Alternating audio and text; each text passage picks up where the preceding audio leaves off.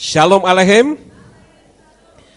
Puji Bapak Yahweh, kalau pada saat ini kita dapat berkumpul bersama-sama, saya akan menyampaikan firman saat ini yang saya beri judul Kepala yang berubah menjadi ekor. Saya beri judul aneh, bagaimana kepala bisa berubah menjadi ekor. Apakah ada kepala bisa berubah menjadi ekor? Mana ada ekor berubah menjadi kepala. Namun pagi ini kita akan bersama-sama mendengar, dan saya ambil yang pertama di dalam kitab Ulangan pasal yang ke-28 ayat yang ke-13. Kitab Ulangan pasal 28 ayat yang ke-13 di dalam kitab Tenak berbunyi demikian.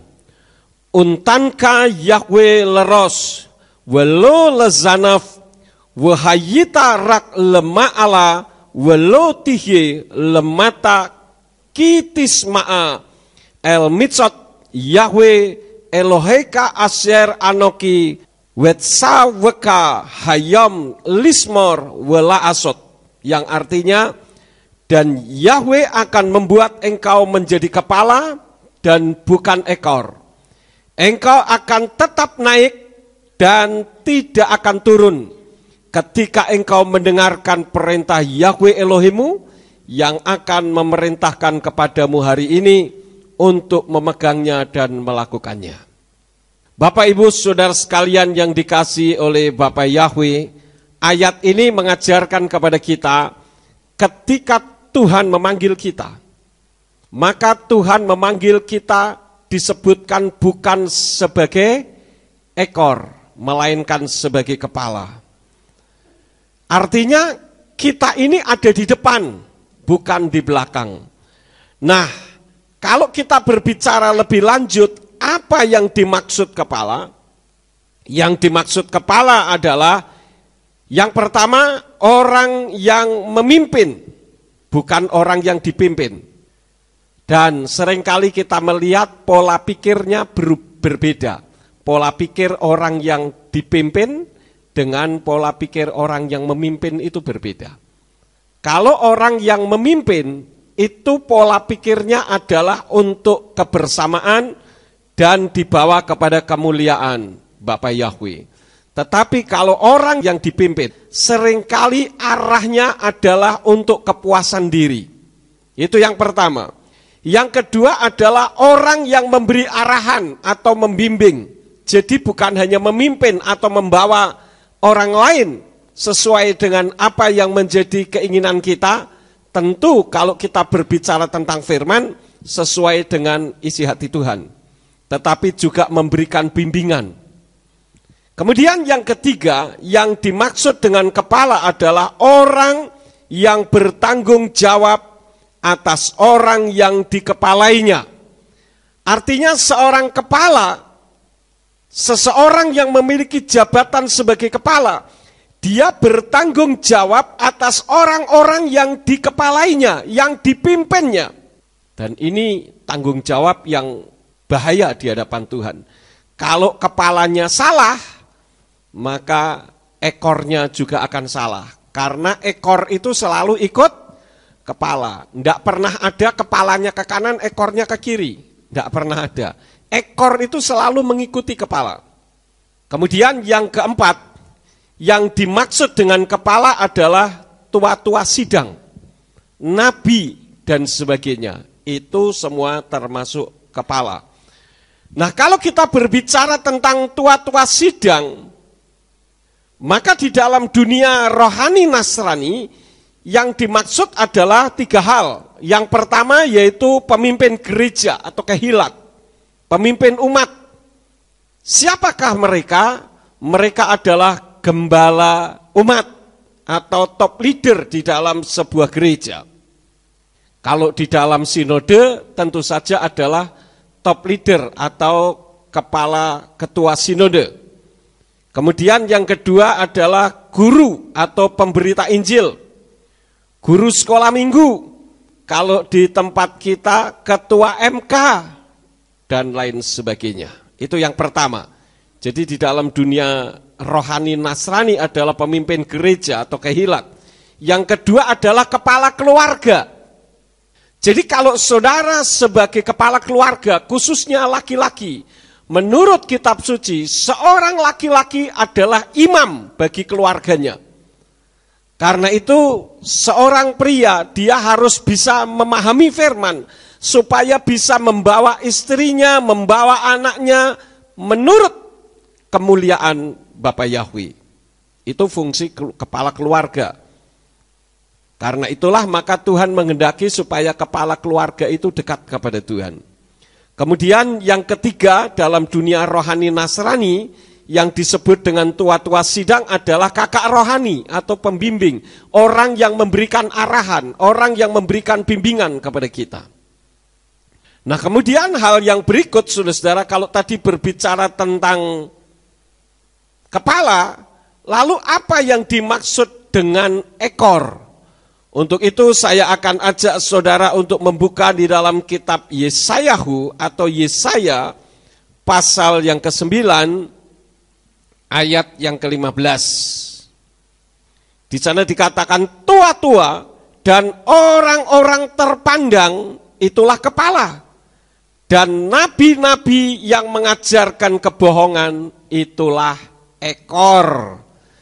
Jadi saudara-saudara, yang dimaksud ekor kalau kita mempelajari ayat ini adalah kepala yang dimaksud tadi, yang di depan saya sudah beritahu, namun tidak menjalankan fungsinya sesuai kehendak Bapa Yahweh.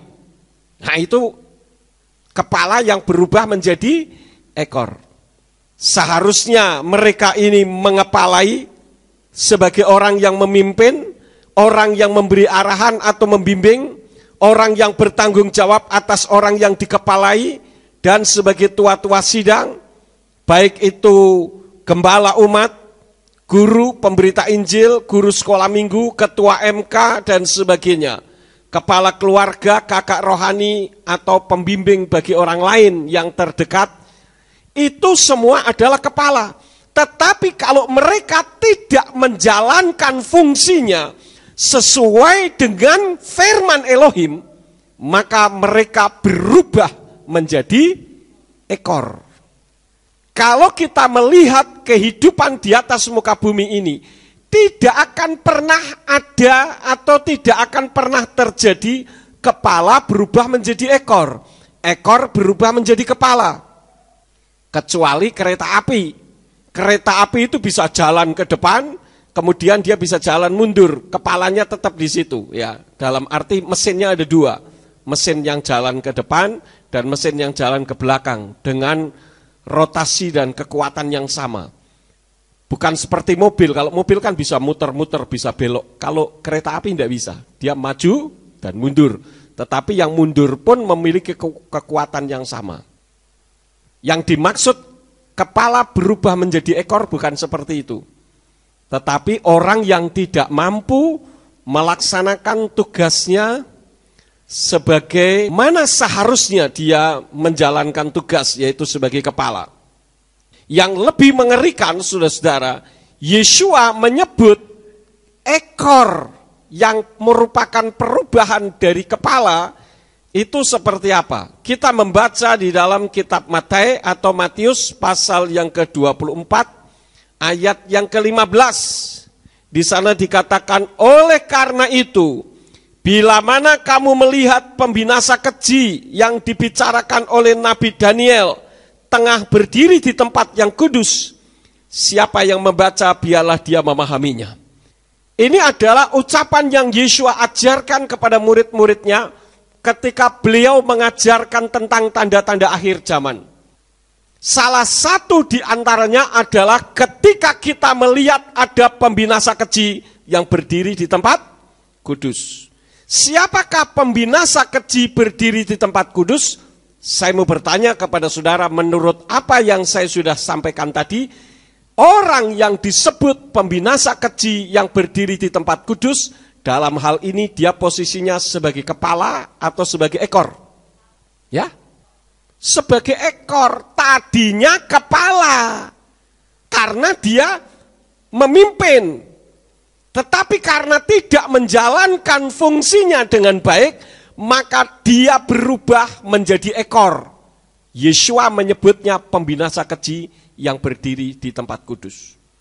Jadi sebetulnya orang yang berdiri di tempat kudus seperti pada saat ini, kalau gereja Tuhan kan tempat kudus, tempat di mana orang berdiri kan di belakang mimbar. Untuk apa dia berdiri di belakang mimbar? Untuk memimpin, membimbing, mengarahkan.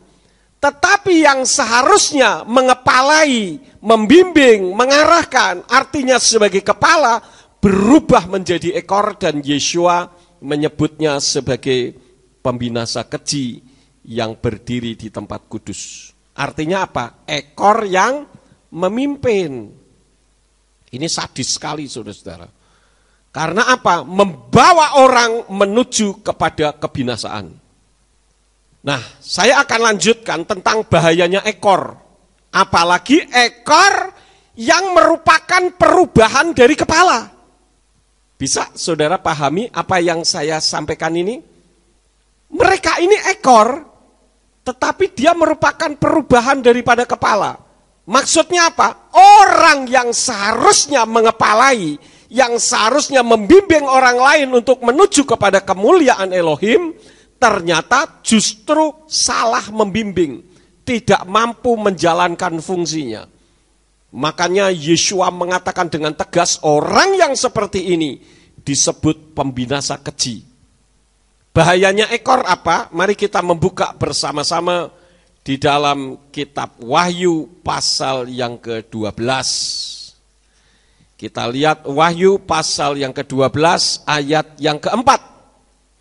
Di situ dikatakan, dan ekornya menyeret sepertiga bintang-bintang di langit, dan dia melemparkan mereka ke bumi. Dan naga itu berdiri di hadapan wanita yang akan segera melahirkan itu, supaya bila mana dia telah melahirkan anaknya, naga itu dapat menelannya. Jadi bahayanya ekor adalah menyeret sepertiga bintang. Yang dimaksud sepertiga bintang adalah orang-orang pilihan. Yang dimaksud di langit adalah ketika dia sedang menjalankan fungsinya. Dan melemparkan mereka ke bumi. Artinya kita akan melihat ada sepertiga orang-orang pilihan. Orang-orang yang dipakai Tuhan dengan luar biasa. Tetapi mereka akan tercampakkan karena mereka merupakan perubahan dari kepala menjadi ekor. Wah, ini mengerikan sekali, saudara-saudara. Nah, yang dimaksudkan di sini sebetulnya apa sih? Ekor yang menyeret sepertiga bintang. Kita membuka di dalam kitab Wahyu pasal yang ke-20 ayat yang kedua. Dan dia menangkap naga itu, yaitu ular tua yang adalah si Satan, dan dia membelenggunya selama 1000 tahun. Jadi ini adalah ekor naga yang sama dengan si ular tua. Jadi orang-orang yang seharusnya dia memimpin sebagai kepala, ternyata dia tidak bisa menjalankan fungsinya sebagai kepala. Artinya dia berubah menjadi ekor. Seperti Saul. Saul itu adalah seorang raja. Dia seorang pemimpin. Tetapi ketika dia takut kepada rakyatnya, maka dia menuruti kemauan rakyatnya. Sehingga akhirnya Saul salah di hadapan Elohim. Berapa banyak pemimpin-pemimpin rohani pada akhir zaman ini takut terhadap umat yang dipimpinnya, sehingga tidak berani mengajarkan kebenaran. Itulah yang disebut dengan pembinasa keji yang berdiri di tempat kudus. Untuk lebih jelasnya, mari kita membuka di dalam kitab 1 Samuel pasal 15 ayat yang ke-24. Di situ firman Elohim berbunyi, dan Saul berkata kepada Samuel, aku telah berdosa karena aku telah melanggar perintah Yahweh dan perkataanmu. Karena aku telah takut terhadap rakyat. dan aku telah mendengarkan suara mereka. Ini merupakan satu kejadian saat Saul yang seharusnya memusnahkan orang Amalek dari Hawilah ke Sur yang berada di depan Mitsraim atau Mesir. Dan dia menangkap hidup-hidup Agag, raja orang Amalek. Namun dia tidak menumpas semua orang dengan mata pedang. Di dalam kitab 1 Samuel pasal 15 ayat yang ke-9, di sana firman Elohim mengatakan, dan Saul serta rakyat berbelas kasihan terhadap Agag dan atas yang terbaik dari ternak dan dari binatang gembalaan dan dari barang-barang dan domba-domba dan segala yang baik. Dan mereka tidak mau menumpasnya, namun segala yang tidak berharga dan buruk mereka menumpasnya. Bapak Ibu Saudara sekalian yang dikasihi oleh Bapa Yahweh, di sini kita melihat bagaimana Saul takut terhadap rakyat. Ini sama saja dengan berubah dari kepala menjadi ekor. Padahal Saul kan biasa perang, artinya dia seorang pemberani. Kenapa dia bisa takut? Kalau kita melihat dari ayat-ayat tadi, sumbernya adalah karena materi, hal-hal yang berharga. Sehingga akibatnya di dalam ayat yang ke-26 dikatakan, namun Samuel berkata kepada Saul, aku tidak akan kembali bersamamu, karena engkau telah menolak firman Yahweh, dan Yahweh telah menolak engkau menjadi raja atas Israel. Ini merupakan sesuatu yang sangat mengerikan, Bapak Ibu Saudara sekalian. Oleh karena itu, jangan sampai di dalam kita berada di dalam sebuah komunitas, gereja katakanlah demikian, kita berada pada posisi di mana yang seharusnya menjadi kepala, yaitu gembala sidang, ternyata berubah menjadi ekor, dan mereka tidak berani mengajarkan kebenaran.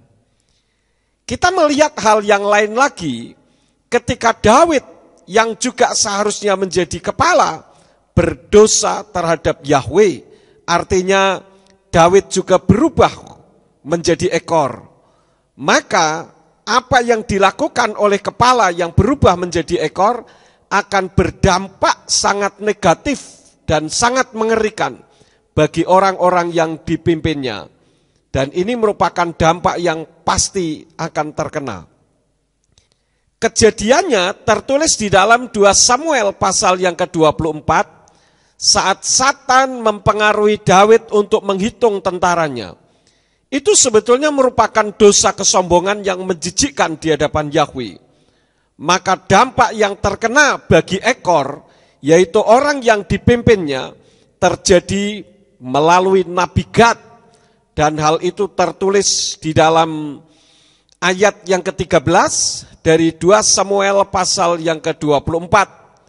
Di sana firman Elohim mengatakan demikian. Dan datanglah Gad kepada Daud dan memberitahukan kepadanya serta mengatakan, akan datang 7 tahun kelaparan kepadamu di negerimu, atau engkau akan melarikan diri dari hadapan musuh-musuhmu selama 3 bulan, dan mereka itu mengejarmu, atau 3 hari tulah akan melanda negerimu. Sekarang pertimbangkanlah dan lihatlah apa yang harus aku kembalikan kepada dia yang mengirimkan perkataan kepadamu. Tentu saja yang dimaksud adalah Bapa Yahweh. Di sini saudaraku, Daud lebih memilih 3 hari terkena tulah, karena dia pikir tulah itu datang dari Yahweh dan Yahweh penuh dengan belas kasihan. Ini semua bisa terjadi akibat kesalahannya sebagai seorang kepala yang berubah menjadi ekor. Akibatnya apa? Kitab suci menyebutkan ada 70.000 orang mati akibat pelanggaran yang dilakukan oleh Daud. Ini merupakan bayaran yang sangat mahal bagi kepala yang berubah menjadi ekor. Jika Anda sadar bahwa pemimpin Anda telah mengajarkan ajaran yang salah, lebih baik tinggalkan agar Anda tidak terkena dampaknya. Karena pemimpin rohani yang tidak menjalankan sesuai amanat daripada Tuhan Yeshua HaMashiach, artinya pemimpin rohani itu tidak bisa menyelamatkan. Maka dari itu lebih baik meninggalkan agar Anda tidak terkena dampaknya. Karena pemimpin rohani tidak menyelamatkan. Apalagi pemimpin rohani yang telah berubah dari kepala menjadi ekor. Juga pernah ada satu kejadian, yaitu saat Aharon takut terhadap umat Israel ketika Mose berjumpa dengan Yahweh di atas gunung. Kitab suci mengatakan bahwa umat Israel pada saat itu berpikir bahwa Mose menunda-nunda turun dari gunung. Padahal memang belum waktunya dia turun dari gunung. Dan karena bangsa Israel waktu itu tidak sabar, maka mereka mendesak kepada Aharon untuk membuat patung lembu tuangan sebagai benti Yahweh. Dan hal itu menyebabkan Yahweh marah, dan Yahweh akan membinasakan mereka semuanya.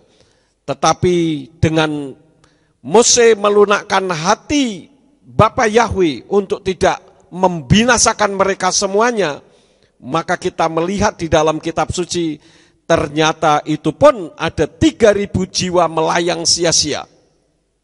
Dan itu bisa saudara baca di dalam kitab Keluaran pasal yang ke-32. Ini semua terjadi karena pemimpin yang seharusnya menjadi kepala, tetapi berubah menjadi ekor.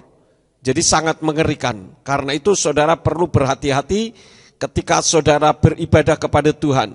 Apakah saudara beribadah di tempat yang tepat? Karena pemimpin saudara benar-benar sebagai kepala yang menuntun saudara menuju kepada kemuliaan Bapa Yahweh di dalam Yeshua HaMasiah, atau pemimpin saudara telah berubah menjadi ekor sehingga akan berdampak yang akan datang mengerikan, karena Yahweh tentu saja tidak suka terhadap hal yang seperti ini. Saudara-saudara, apa sih yang disebut dengan ekor di sini? Bagaimana ekor itu bisa menyeret sepertiga bintang atau orang-orang pilihan ketika mereka sedang menjalankan fungsinya? Yang di dalam Wahyu 12 ayat 4 tadi diumpamakan seperti bintang yang ada di langit.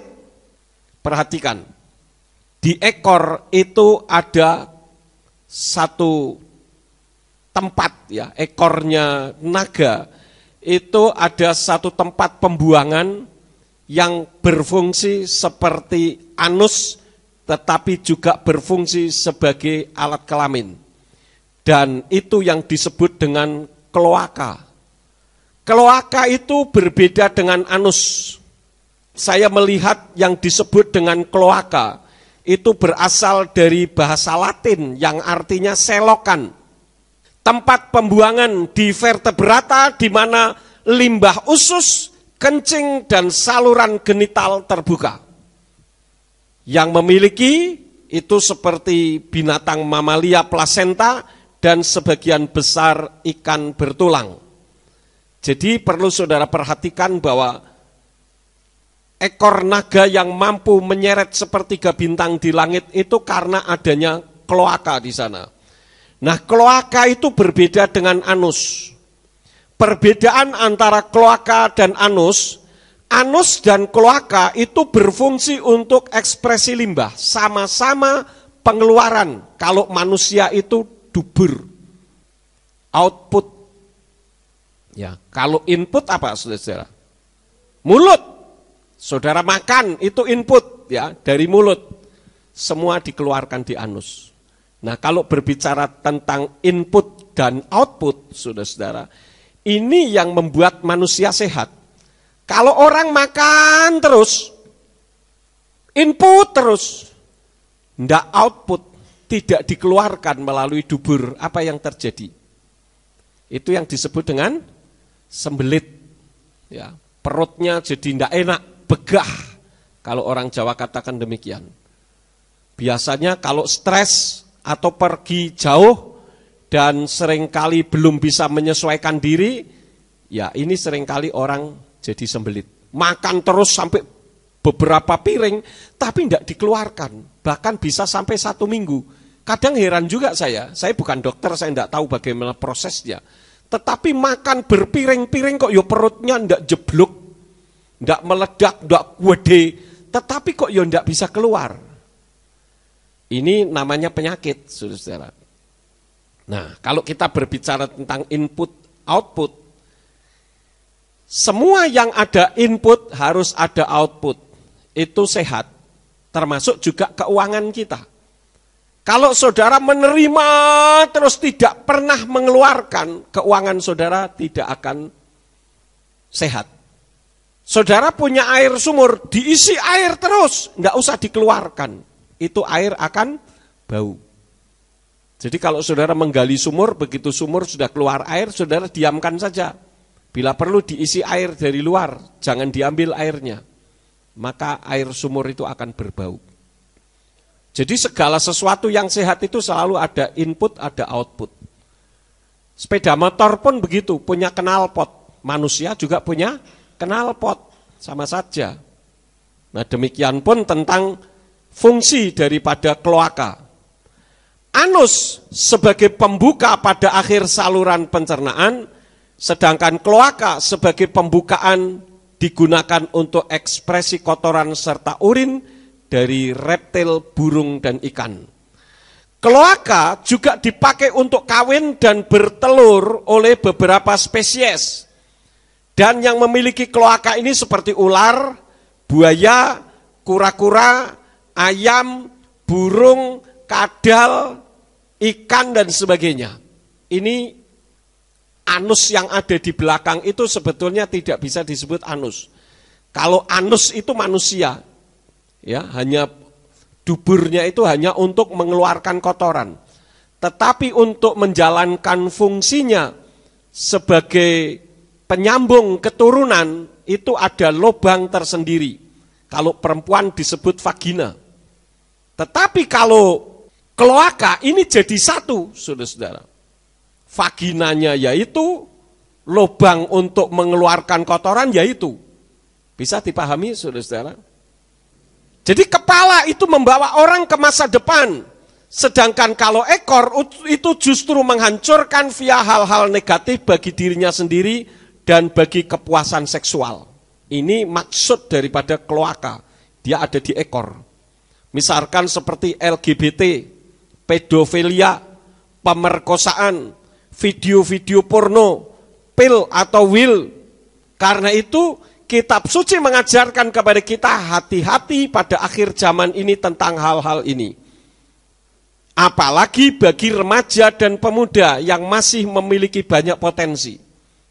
Sekarang ini orang merasa menikah sudah tidak virgin, itu dianggap biasa. Tetapi kitab suci katakan itu tidak biasa, itu dosa, saudara-saudara. Karena itu untuk orang-orang muda, jangan sampai melepaskan virginitasnya kepada pria, walaupun orang itu sangat sayang sekalipun kepada Anda. Kalau seorang pria mengasihi perempuan yang dicintainya, katakanlah masih berpacaran, tentu mereka tidak akan merusak. Jangan sampai misalkan nanti kan kita melakukan hubungan seks, sekarang juga sama saja, hanya masalah waktu saja. Ini sebetulnya seorang pria yang akan merusak pasangan hidupnya. Kalau saudara punya sepeda motor, saudara sayang dengan sepeda motor yang saudara miliki itu, tentu sepeda motor itu saudara lap, ya, saudara bersihkan, saudara cuci, saudara rawat dengan baik, bukan sebaliknya saudara ambil palu atau martil kemudian saudara pukul itu sepeda motor. Demikian pun bagi pria yang memang mengasihi pasangannya, dia tidak akan pernah meminta seks pranikah. Karena memang dia mengasihi. Nah, saudara-saudara, selain pemuda-pemudi harus hati-hati dengan satu hal ini pada akhir zaman, maka juga yang perlu berhati-hati adalah orang-orang yang sudah melayani Bapa Yahweh dan bahkan dipakai Tuhan luar biasa sekalipun, karena mereka adalah orang-orang yang diincar oleh setan untuk hancur. Karena kitab suci katakan sepertiga bintang-bintang di langit akan terseret ekor naga. Ajaran salah yang dilestarikan itu dilakukan oleh kepala yang berubah menjadi ekor.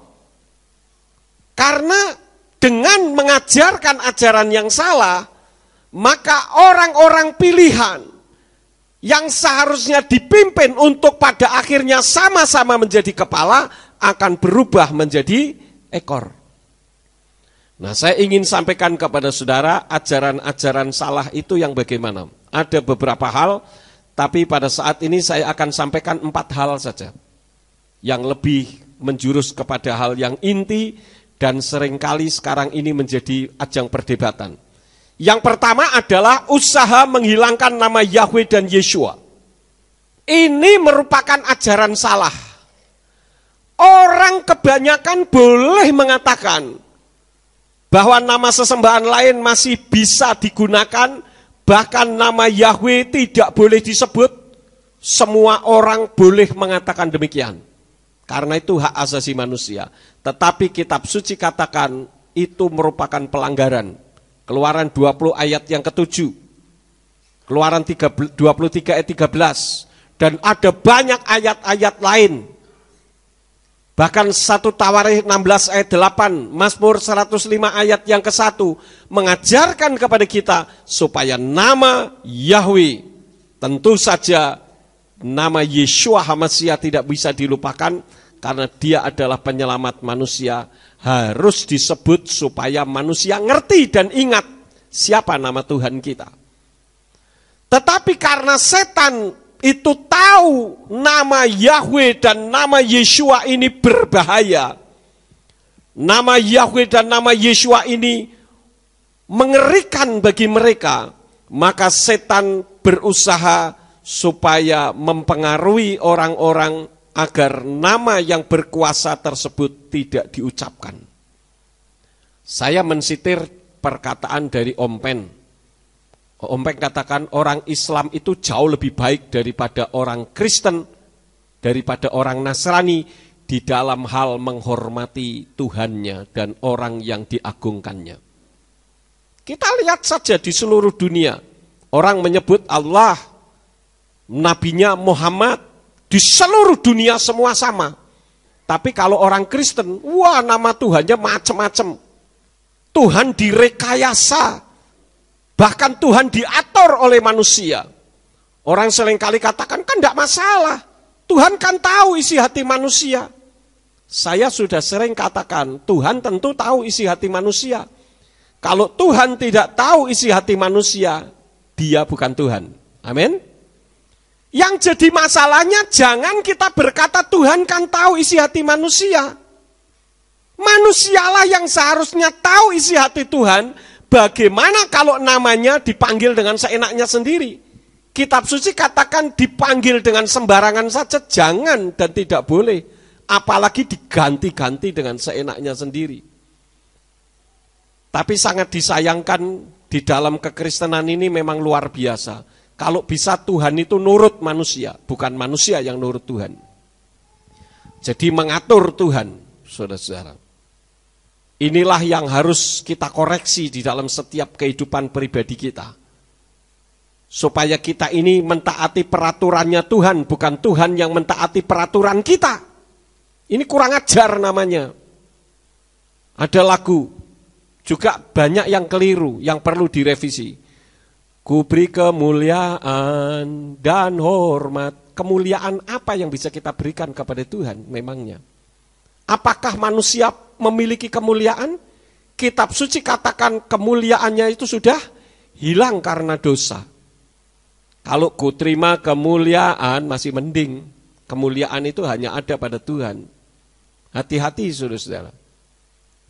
Banyak sekali hal-hal yang perlu direvisi dan diperbaiki. Jadi hal yang penting, jangan sampai kita menghilangkan nama Yahweh dan Yeshua. Karena Yahweh adalah pemilik sorga. Yeshua adalah penyelamat manusia. Yeshua HaMashiach. Dan ini setan sangat takut dengan dua nama ini. Sehingga mereka mempengaruhi manusia untuk tidak menyebut nama yang dahsyat ini. Kemudian ajaran yang salah yang kedua adalah Natal tanggal 25 Desember dilestarikan. Saya bilang ini ajaran keliru besar. Itu merupakan penghilangan sejarah kebenaran dengan alasan yang rohani. Saya sudah pernah menyampaikan, Yeshua tidak pernah lahir tanggal 25 Desember. Apalagi secara geografis, tanggal 25 Desember di Israel itu sedang musim salju. Tidak mungkin ada para gembala berada di padang untuk menggembalakan kambing domba. Saya ulang, saya pernah ada di San Francisco, hanya 4 derajat Celcius saja, dinginnya minta ampun. Terakhir saya kemarin ke New York itu minus 10. Mengerikan sekali. Kulkas itu masih panas, saudara-saudara. Masa tanggal 25 Desember ada gembala-gembala menggembalakan kambing domba. Saya tidak akan menyampaikan hal ini dalam firman pada saat ini, karena itu ada pengajaran tersendiri yang menyatakan bahwa Yeshua tidak pernah dilahirkan tanggal 25 Desember. Kemudian pengajaran salah yang ketiga adalah Paskah atau Pesak itu kebangkitan Yeshua. Pesak itu bukan kebangkitan Yeshua. Pesak atau Paskah adalah kematian. Dan setan takut tentang hal ini. Setan takut orang beriman bahwa Yeshua itu mati. Karena apa? Kematian Yeshua itu berarti membuktikan bahwa Yeshua itu Mesias. Coba kita membuka di dalam Kisah Rasul pasal yang ketiga, ayat yang ke-18. Namun hal-hal yang telah Elohim praberitakan melalui mulut semua nabinya, bahwa Mesias harus menderita, demikianlah dia telah menggenapinya. Kemudian pasal yang ke-17, ayat yang ketiga, dengan memaparkan dan menunjukkan bahwa seharusnya lah Mesias itu menderita dan bangkit dari antara orang mati, dan bahwa dialah Mesias, yaitu Yeshua yang aku beritakan kepadamu. Setan takut kalau Yeshua itu mati. Maka ada berita bahwa Yeshua itu tidak mati, tetapi diserupakan dengan orang yang seperti dia. Tetapi ini juga tidak logis. Kalau ada orang yang diserupakan, sedangkan orang yang serupa itu akan disalib, akan dimatikan. Saya yakin kalau saudara yang diserupakan menjadi wajah seperti Yeshua, kemudian akan disalib, saya yakin saudara akan berteriak dan mengatakan, kalian salah, aku ini bukan Yeshua. Betul enggak? Atau saudara akan berdiam saja, ya sudahlah, memang nasibku menyerupai Yeshua. Tidak, saudara-saudara. Dan Yeshua memang harus mati, karena dengan matinya Yeshua, maka Yeshua secara sah menjadi Mesias. Karena Yeshua baru disebut Mesias kalau dia mati dan bangkit kembali. Jadi bukan hanya kebangkitan, enggak bisa. Itu semua harus melewati kematian dulu. Dan Pesak ini merupakan kematian. Dan setan takut kalau orang tahu bahwa Yeshua memang mati. Karena dia menjadi Mesias, yaitu juru selamat manusia. Kemudian yang kedua, sebagai Elohim atas orang hidup dan orang mati. Itu sesuai dengan kitab Roma pasal yang ke-14. Ayat yang ke-9, di situ dikatakan, sebab karena hal inilah Masiah telah mati dan bangkit dan hidup kembali, supaya ia menjadi Tuhan baik atas yang mati maupun atas yang hidup. Kenapa? Karena Yeshua mati dan bangkit, bukan mati untuk mati. Dan ini setan sangat takut, saudara-saudara. Karena itulah banyak sekali kebohongan-kebohongan seolah-olah Yeshua tidak mati. Sampai-sampai Pesak atau Paskah pun beralih nama menjadi kebangkitan Yeshua. Pesak itu kematian, bukan kebangkitan. Sekarang berubah kematian Yeshua, disebutnya apa? Disebutnya apa? Jumat Agung. Tidak ada di dalam kitab suci kita Jumat Agung. Jumat besar, nanti ada Jumat kecil. Tidak ada itu. Kemudian hal yang keempat, ajaran salah bahwa Yeshua itu bukan Mesias. Padahal Yeshua itu penyelamat manusia. Kita bisa bandingkan beberapa ayat, saudara-saudara. Yang pertama adalah pernyataan dari malaikat yang tertulis di dalam kitab Matius atau Matius pasal 1 ayat yang ke-21. Di situ dikatakan, dan dia akan melahirkan seorang putra, dan engkau akan menyebut namanya Yeshua, karena dialah yang akan menyelamatkan umatnya dari dosa mereka. Yeshua sebagai penyelamat manusia, itu yang ngomong adalah malaikat. Bagaimana mungkin kita tidak percaya kepada malaikat Gabriel yang menyatakannya, sementara kita lebih percaya kepada orang lain yang sama sekali tidak mengerti tentang Tuhan, yang sedang meraba-raba dan mencari tentang Tuhan. Coba kita bandingkan lagi dengan kitab Yohanan atau Yohanes pasal yang keempat, ayat yang ke-42. Dan mereka berkata kepada wanita itu, kami percaya bukan lagi karena perkataanmu, karena kami sendiri telah mendengarkan dan kami mengetahui bahwa dia inilah sesungguhnya Mesias, juru selamat dunia. Paham saudara-saudara? Jadi Yeshua disebut Mesias karena dia yang menyelamatkan seisi dunia ini. Kemudian pada pasal yang ke-20, Yohanan pasal 20 ayat yang ke-31. Juga di sana tertulis, namun hal-hal ini telah ditulis agar kamu percaya bahwa Yeshualah Mesias putra Elohim, dan supaya kamu dapat memiliki hidup dengan percaya dalam namanya.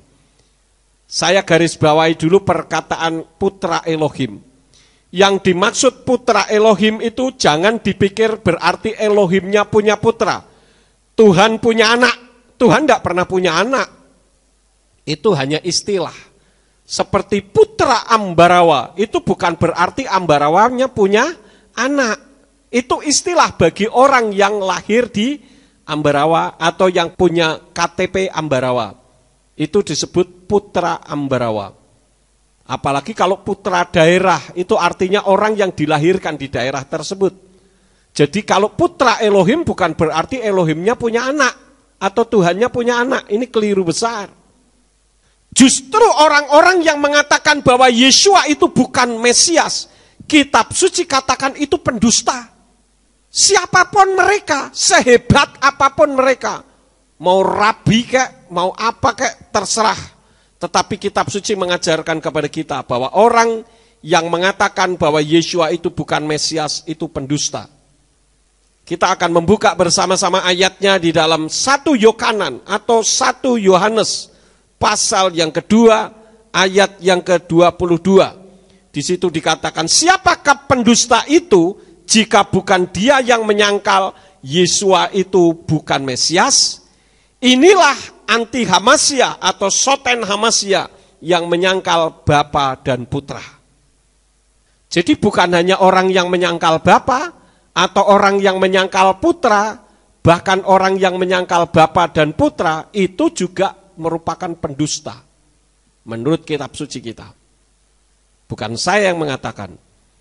Jadi saudara-saudara, Mesias itu merupakan manifestasi Yahweh dalam wujud manusia untuk berfirman atau sebagai dafar, sebagai firman yang hidup kepada manusia seluruh bumi ini, supaya setiap orang yang percaya kepadanya tidak binasa melainkan beroleh hidup kekal selamanya. Jadi saudara-saudara, kepala yang berubah menjadi ekor itu juga sama dengan ekor yang berubah menjadi kepala.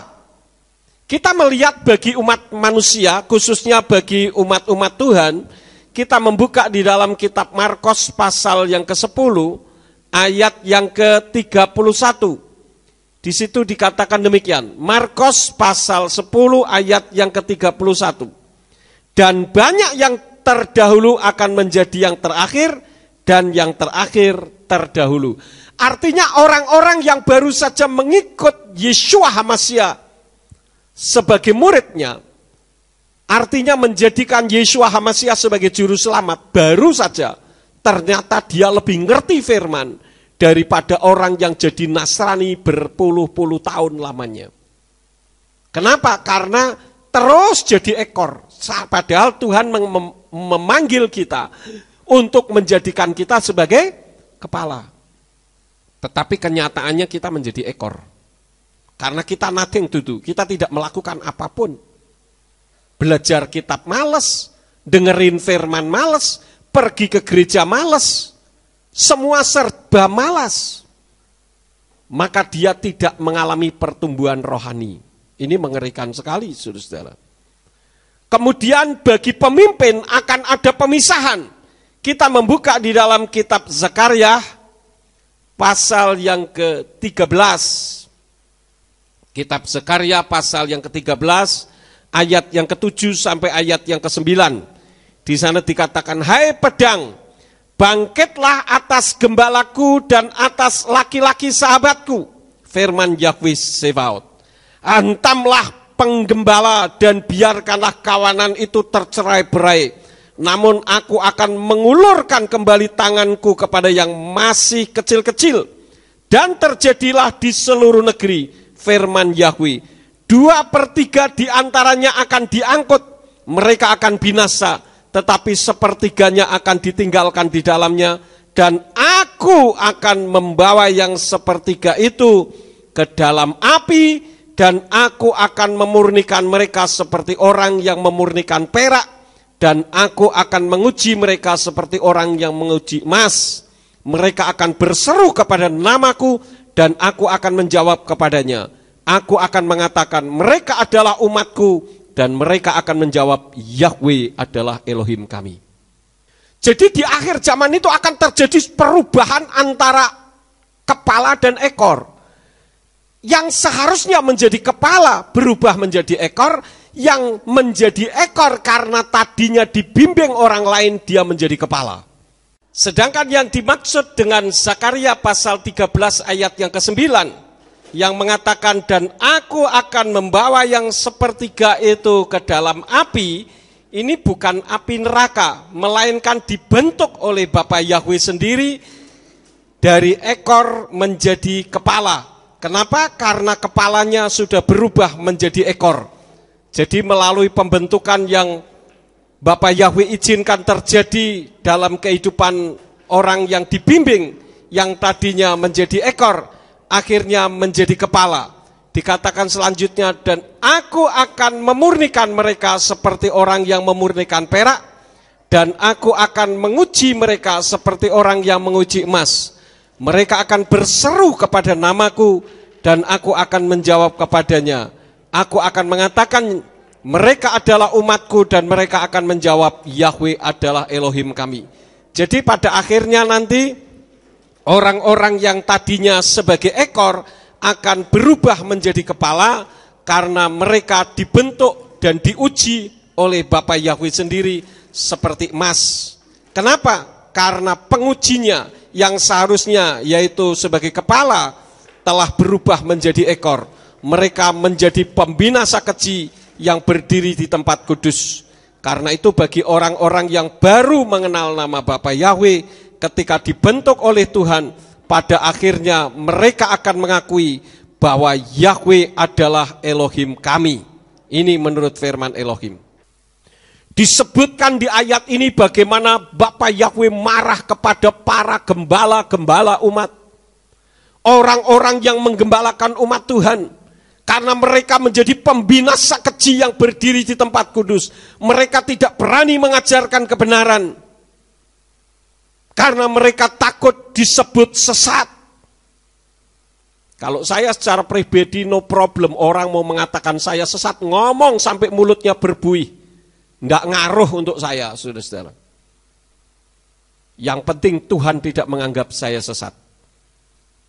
Saya bangga dan bersyukur karena saudara berani menerima jabatan sebagai orang sesat.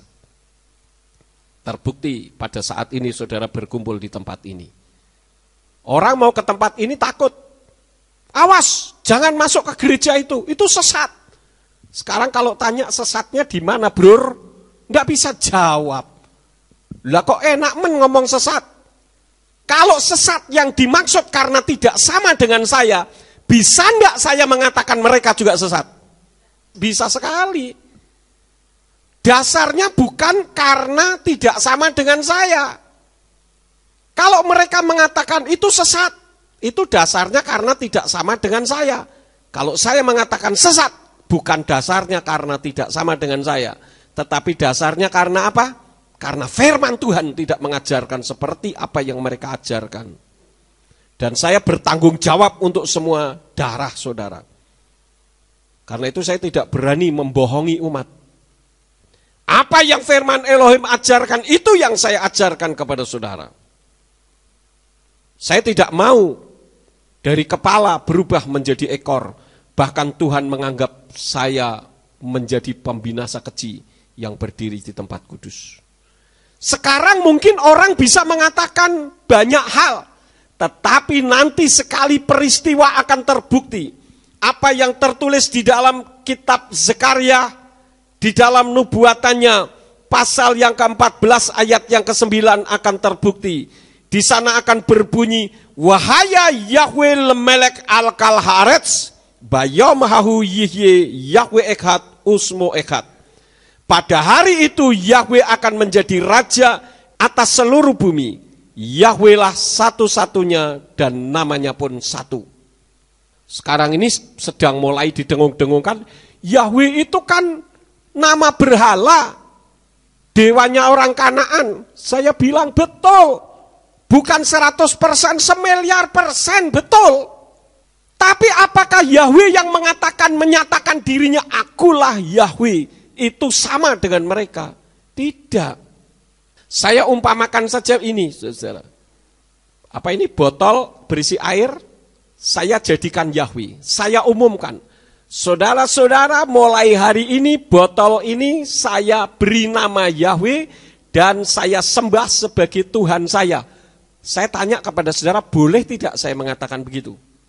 Ya boleh saja, itu hak-hak saya. Ngapain orang posing? Tapi yang jadi masalahnya, apakah dengan saya mengumumkan bahwa botol berisi air ini bernama Yahweh kemudian saya sembah, berarti Tuhan yang disembah para nabi itu botol saya? Kan tidak. Botol ini tidak pernah mengatakan akulah Yahweh. Dewa Kanaan yang bernama Yahweh itu tidak pernah mengatakan akulah Yahweh. Yang mengatakan akulah Yahweh yang tertulis dalam Yesaya pasal 42 ayat yang ke-8 adalah Yahweh yang disembah oleh Bapa Abraham, Yitzhak dan Yakub dan Tuhannya para nabi. Paham saudara-saudara? Sekarang oleh orang boleh saja mencerca kita. Orang boleh saja mengatakan sesat. Silakan. Karena mereka punya mulut, ya sak ngomong-ngomongin. Mempunyai mulut mereka sendiri. Tetapi nanti sekali waktu akan terjadi. Mereka akan menyesal. Dan yang namanya menyesal itu selalu datangnya terlambat. Mereka akan tahu bahwa apa yang tertulis di dalam kitab Zekaria 14 ayat yang ke-9 ini akan menjadi nyata. Bahwa Yahweh itu hanya satu dan namanya pun satu. Dan dialah pemilik sorga. Karena itu saudara-saudara, jangan sampai kita yang sudah dipilih Elohim menjadi kepala berubah menjadi ekor.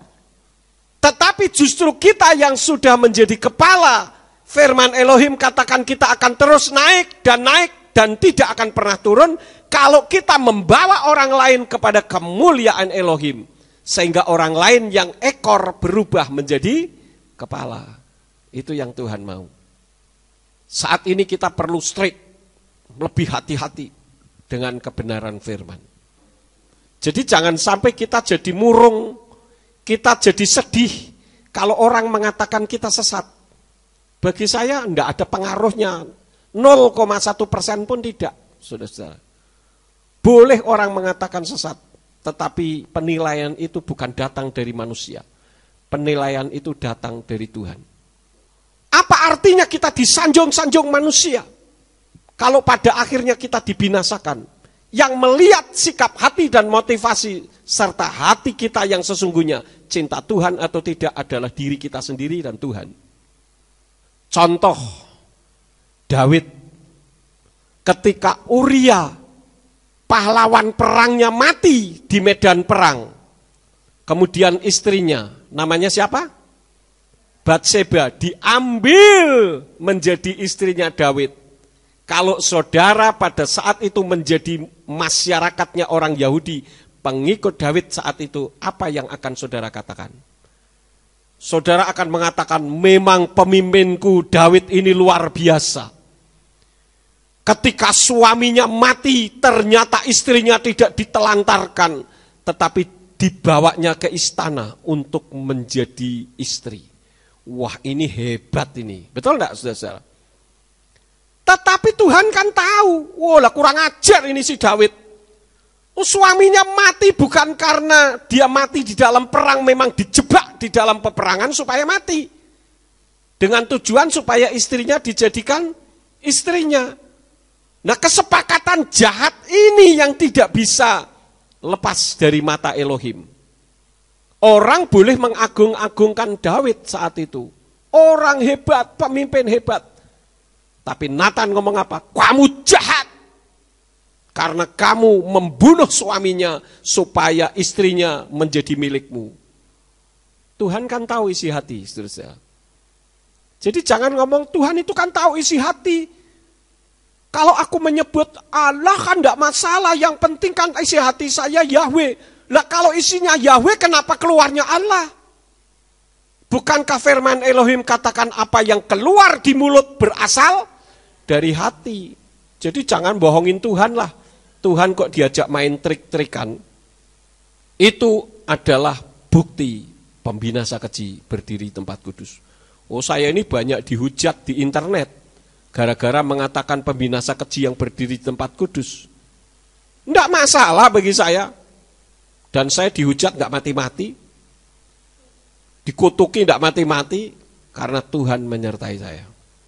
Dan saya ingin Indonesia penuh kemuliaan Bapa Yahweh. Ya. Jadi melalui kebenaran firman pada saat ini, kalau memang kita berani menyatakan kebenaran, tidak usah kita ini malu atau murung atau segan untuk datang ke tempat ini. Karena yang memberi penilaian bukan manusia, tetapi Tuhan. Memang secara manusiawi terkadang bisa seperti itu. Tetapi dengan berjalannya waktu, Tuhan juga yang akan membentuk. Dulu waktu tahun 2001 saya diperlakukan tidak adil, jujur saya katakan saya ke Ambarawa malu. Hanya gara-gara ketika saya sedang jalan di pasar, di depan pasar itu ada orang mbok-mbok saya enggak kenal. Mereka bilang, "Iku lho, gereja iku saiki hancur." Ya. Yang dimaksud gereja kita yang lama, hancur semua, berantakan. Terus yang ditanya ngomong, "Lah napa? Lho kuwi lho pendeta ning ngajar ke ajaran sesat," padahal saya di belakangnya. "Lah sesate piye?" "Wah yo mbok ora ngerti." Lah yang enggak ngerti kok ikut ngomong.